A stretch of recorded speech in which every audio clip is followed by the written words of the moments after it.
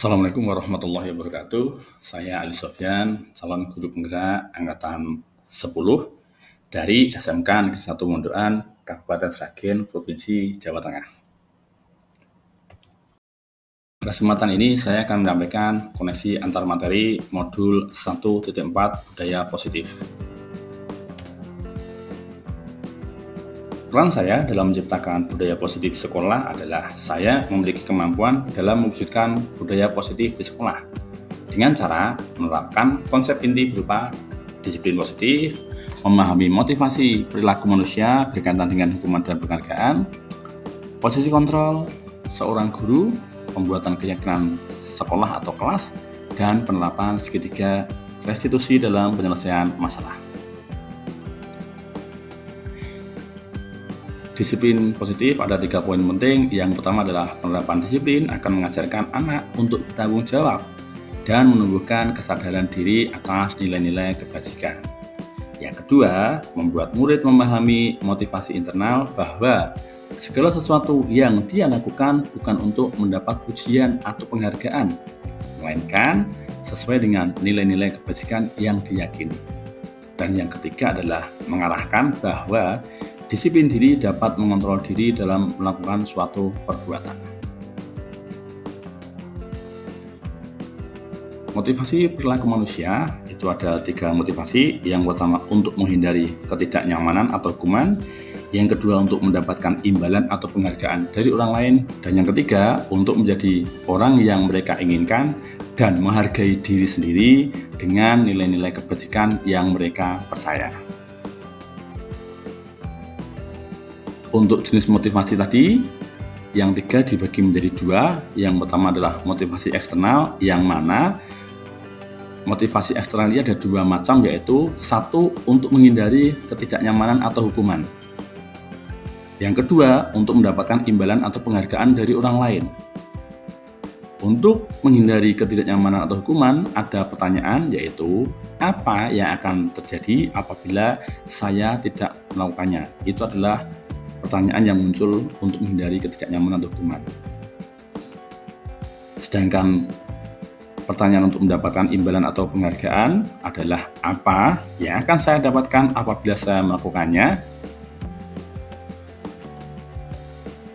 Jenis motivasi kedua adalah jenis motivasi internal atau berasal dari dalam diri manusia. Motivasinya adalah untuk menjadi orang yang mereka inginkan dan menghargai diri sendiri dengan nilai-nilai yang mereka percaya. Oleh karenanya, sebagai seorang guru, untuk menumbuhkan motivasi internal murid, hindari hukuman dan penghargaan atau imbalan yang berlebihan untuk meminimalisir motivasi eksternal dari dalam diri siswa. Sebisa mungkin guru mengajak siswa menjadi orang yang memiliki motivasi internal dalam berperilaku.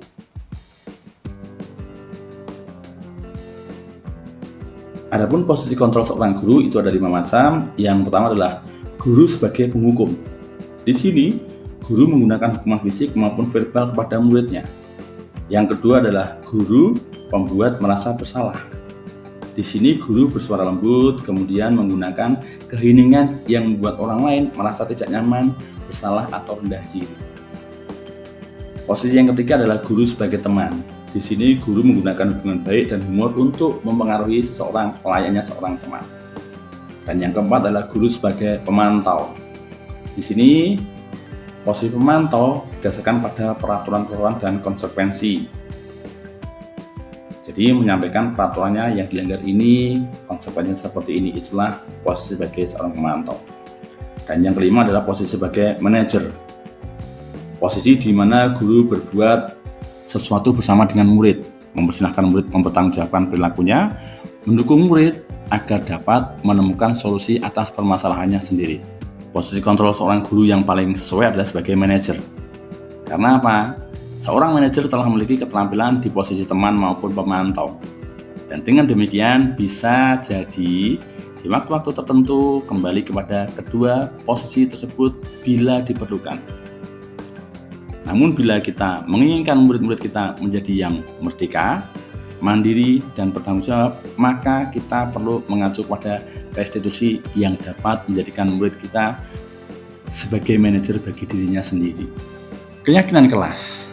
Pada keyakinan kelas, guru berperan dalam menuntun murid untuk bersama-sama menyusun keyakinan kelas atau sekolah. Seseorang akan lebih tergerak dan bersemangat untuk menjalankan keyakinannya daripada hanya sekedar mengikuti serangkaian peraturan tertulis tanpa makna. Adapun keyakinan kelas berisi yang pertama, nilai-nilai kebajikan universal yang disepakati secara tersirat dan tersurat, lepas dari latar belakang suku, negara, bahasa maupun agama.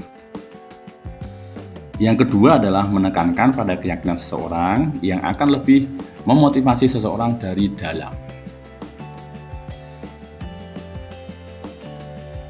Penerapan segitiga restitusi dalam penyelesaian masalah. Dalam penerapan segitiga restitusi, peran guru yang paling utama adalah sebagai manajer, yang mana menerapkan segitiga restitusi dengan tahapan 1. Menstabilkan identitas. Yang kedua, validasi tindakan yang salah. Dan yang ketiga, menanyakan keyakinan. Harus berurutan ketiga tahap tersebut. Tujuannya adalah untuk menghasilkan murid yang mandiri dan bertanggung jawab. Dari beberapa pembahasan di atas, keterkaitan antara budaya positif dengan modul-modul sebelumnya adalah terkait filosofi Ki Hajar Dewantara. Dengan menerapkan budaya positif di sekolah akan memudahkan tercapainya tujuan pendidikan nasional sesuai filosofi pendidikan Ki Hajar Dewantara, yaitu pendidikan yang berpihak pada murid dan pendidikan yang menuntun anak sesuai dengan kodratnya. Terkait dengan nilai dan peran guru penggerak, pertama, budaya positif dapat terwujud jika guru memiliki nilai guru penggerak, yaitu berpihak pada murid, reflektif, mandiri, inovatif, dan kolaboratif. Yang kedua, budaya positif dapat terwujud dengan adanya kolaborasi antar seluruh warga sekolah dan tercipta kesepakatan bersama. Sedangkan hubungan budaya positif dengan visi guru penggerak, salah satu perubahan yang diinginkan sesuai dengan visi guru penggerak adalah terciptanya budaya positif untuk mewujudkan pendidikan yang berpihak pada murid dengan lingkungan sekolah yang aman dan nyaman. Yang kedua, untuk mewujudkan visi tersebut perlu adanya prakarsa perubahan sesuai filosofi pendidikan Ki Hajar Dewantara dan profil pelajar Pancasila. Refleksi yang pertama, sejauh mana pemahaman Anda tentang konsep-konsep inti yang telah Anda pelajari di modul ini? Adakah hal-hal yang menarik untuk Anda dan di luar dugaan?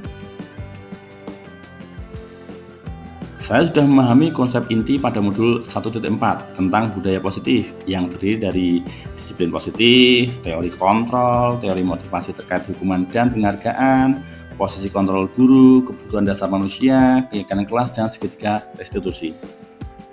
Konsep budaya positif tersebut saya wujudkan dalam tindakan dan saya tularkan kepada rekan guru di sekolah saya. Hal yang menarik bagi saya dan di luar dugaan saya adalah adanya 5 posisi kontrol guru menghadapi murid yang melakukan kesalahan.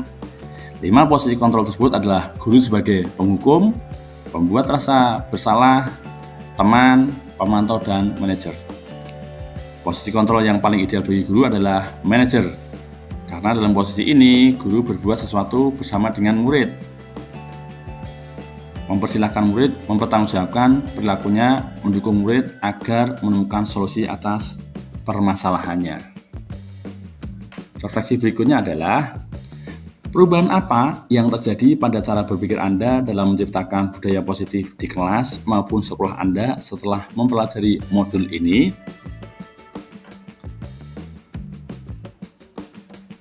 Perubahan yang terjadi, cara berpikir saya adalah ketika murid melakukan kesalahan bisa langsung dihukum. Hal tersebut kurang tepat karena ternyata ketika ada murid melakukan kesalahan, kita sebagai guru harus melaksanakan segitiga restitusi untuk mengetahui alasan murid melakukan kesalahan dan menuntun murid membuat komitmen untuk melakukan perbaikan dengan kesadaran sendiri. Refleksi berikutnya, Pengalaman seperti apakah yang pernah Anda alami terkait penerapan konsep-konsep inti dalam modul budaya positif, baik di lingkup kelas maupun sekolah Anda? Saya menangani siswa saya yang melakukan kesalahan dengan bermain handphone saat kegiatan pembelajaran sedang berjalan. Saya menerapkan langkah-langkah seketika restitusi, yaitu menstabilkan identitas, validasi tindakan yang salah, dan menanyakan keyakinan. Dalam kegiatan seketika restitusi tersebut, murid saya mengakui kesalahan dan berkomitmen untuk melakukan perbaikan di masa yang akan datang dengan kesadaran sendiri. Refleksi berikutnya, bagaimanakah perasaan Anda ketika mengalami hal-hal tersebut?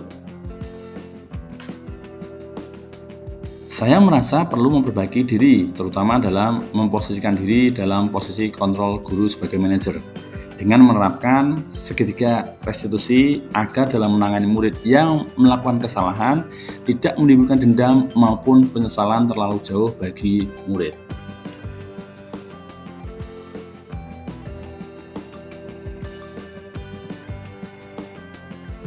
Terkait pengalaman dalam konsep-konsep tersebut, hal apa sajakah yang sudah baik? Adakah yang perlu diperbaiki? Hal yang sudah baik adalah ketika tahapan seketika restitusi sudah dilaksanakan dengan baik dan membangkitkan motivasi murid untuk melaksanakan budaya positif sesuai dengan nilai-nilai kebajikan yang diyakini. Kemudian hal yang perlu diperbaiki adalah mindset atau cara pandang guru agar menyadari bahwa posisi kontrol guru yang paling tepat adalah sebagai manajer. Sebelum mempelajari modul ini, ketika berinteraksi dengan murid, berdasarkan 5 posisi kontrol, posisi manakah yang paling sering Anda pakai dan bagaimana perasaan Anda saat itu? Setelah mempelajari modul ini, posisi apa yang Anda pakai dan bagaimana perasaan Anda sekarang? Apa perbedaannya? Sebelum mempelajari modul ini, posisi kontrol yang sering saya pakai adalah sebagai pembuat merasa bersalah. Dan sebagai teman, pada saat itu saya merasa berhasil memancing perasaan murid terhadap meratapi kesalahannya. Dan saya juga merasa berhasil berkomunikasi layaknya teman dengan murid saya. Setelah saya mempelajari modul ini, saya memposisikan diri sebagai manajer yang menuntun murid mengakui kesalahan dan berkomitmen untuk lebih baik karena kesadaran sendiri, bukan karena rasa terpaksa ataupun karena meratapi kesalahan maupun karena diingatkan oleh teman. Dan di sini dengan posisi sebagai manajer ini, saya menjadi lebih bahagia karena murid saya tidak lagi tertekan seperti sebelum saya belajar pada modul ini. Sebelum mempelajari modul ini, pernahkah Anda menerapkan seketika restitusi ketika menghadapi permasalahan murid Anda? Jika iya, tahap mana yang Anda praktekkan dan bagaimana Anda mempraktekkannya? Pernah, hanya saja waktu itu saya belum pernah melaksanakan 3 tahapan seketika restitusi secara penuh. Tahapan yang saya lakukan adalah validasi tindakan yang salah, yaitu dengan menanyakan alasan murid melakukan kesalahan, kemudian saya nasihati murid agar tidak melakukan kesalahan yang sama di masa yang datang. Selain konsep-konsep yang disampaikan dalam modul ini, adakah hal-hal lain yang menurut Anda penting untuk dipelajari dalam proses menciptakan budaya positif baik di kelas maupun di sekolah? Ada hal lain yang perlu dipelajari, yaitu bagaimana memberikan pemahaman kepada orang tua murid agar juga memiliki kepedulian untuk memantau anaknya dalam penerapan budaya positif di rumah. Tujuan dari pelibatan orang tua dalam pelaksanaan budaya positif adalah agar murid terbiasa menerapkan budaya positif tidak hanya di sekolah, akan tetapi juga dalam keluarga maupun di masyarakat di mana murid itu berada, yang lama-kelamaan akan menjadi karakter bagi murid tersebut. Demikian Bapak Ibu penyampaian saya tentang koneksi antar materi modul 1.4 tentang budaya positif. Semoga bermanfaat. Mohon maaf kalau ada kesalahan. Tetap semangat, tetap tergerak, bergerak, dan menggerakkan. Terima kasih. Assalamualaikum warahmatullahi wabarakatuh.